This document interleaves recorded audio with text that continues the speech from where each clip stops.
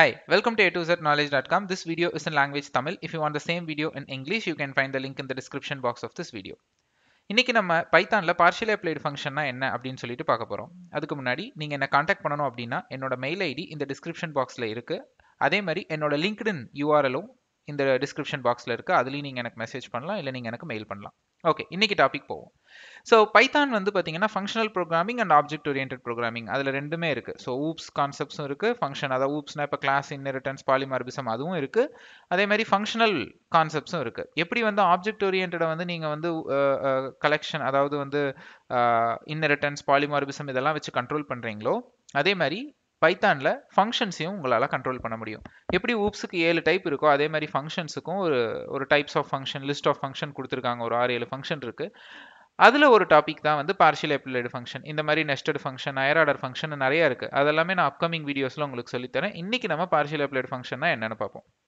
So first of all function அப்படிங்கிறது எல்லாருக்கும் தெரியும். ஒரு மெத்தட் எழுதுவோம், அதை டிக்ளேர் பண்ணுவோம், அண்ட் தென் அதை கால் பண்ணி அதை ரன் பண்ணுவோம். ஸோ ஃபர்ஸ்ட் ஆஃப் ஆல் வந்து நார்மல் ஃபங்க்ஷன் எப்படி பிஹேவ் பண்ணுங்கிறத பார்த்துடலாம். இப்போ இதில் பாருங்க, ஒரு ஃபங்க்ஷன் கிரியேட் பண்ணியிருக்கேன் டெஃப் இமெயில். அதில் 3 ஆர்குமெண்ட் பாஸ் பண்ணியிருக்கேன், ஐடி, டொமைன், எக்ஸ்டென்ஷன். அதுக்கப்புறம் பிரிண்ட்ல ID concatenate of domain concatenate of extension, அதாவது நான் ப்ளஸ் போட்டு அதை கன்கார்டினேட் பண்ணுறேன், ஸ்ட்ரிங் மேனிபுலேஷன்.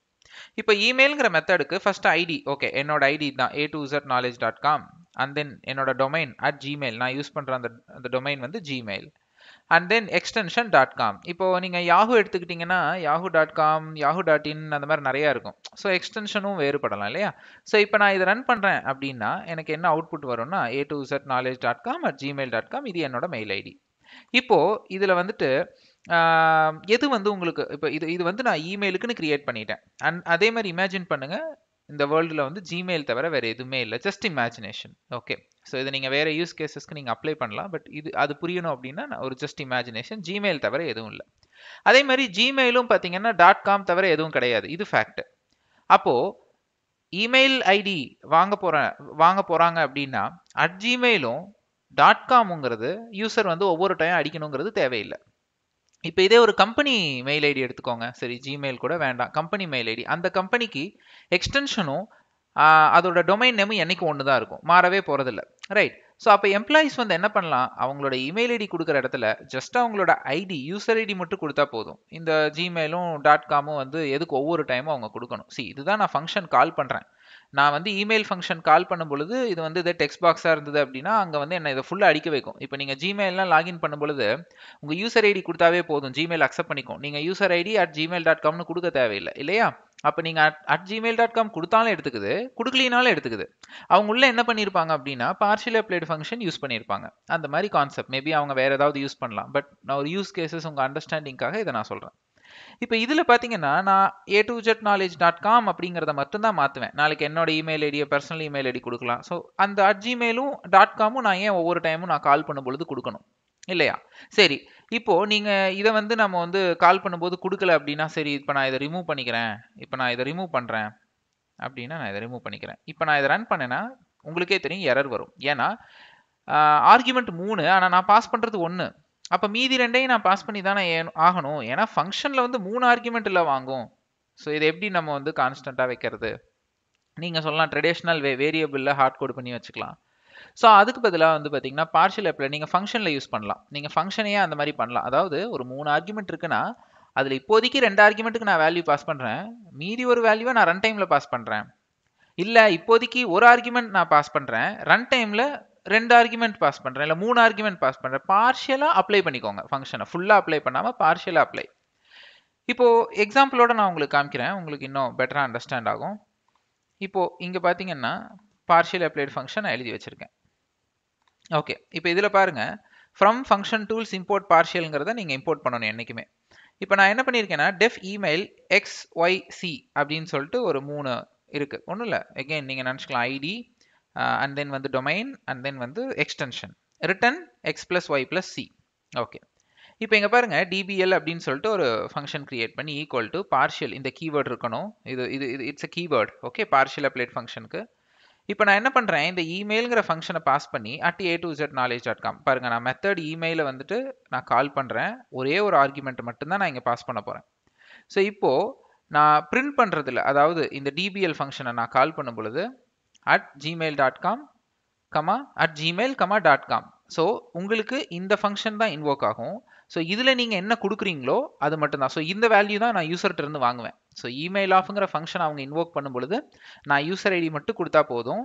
ஸோ இந்த இந்த @gmail and .com வந்து பெர்மனன்ட், இது என்றைக்குமே இருக்கும். இப்போ நான் இதை ரன் பண்ணுறேன் அப்படின்னா இங்கே பாருங்க a2zknowledge.com @gmail.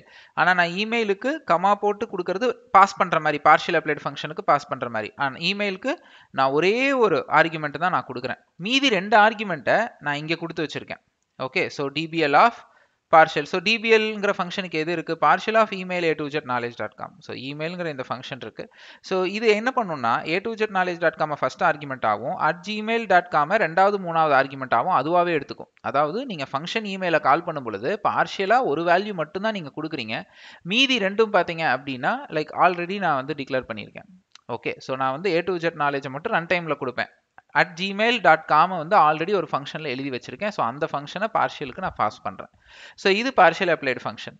ஸோ இதுக்கான யூஸ் கேஸ் தான் வந்து நான் அந்த ஜிமெயில் ஐடிக்கு சொன்னேன். இப்போ நான் வந்து ஒரு டெக்ஸ்ட் பாக்ஸில் வந்து யூசர் வந்து அவங்க டொமைன் நேம் அடித்தாவே போதும், போட்டு அவங்க அடிக்கணுங்கிறது இல்லை. இந்த மாதிரி வேறு ஏதாவது யூஸ் கேஸ் கூட நீங்கள் திங்க் பண்ணிக்கோங்க. பட் எனக்கு வந்து இந்த மெயில் ஐடி யூஸ் கேஸ் வந்து பெஸ்ட்டாக தோணுச்சு இது புரிய வைக்கிறதுக்கு. ஸோ அதனால் நான் எடுத்தேன்.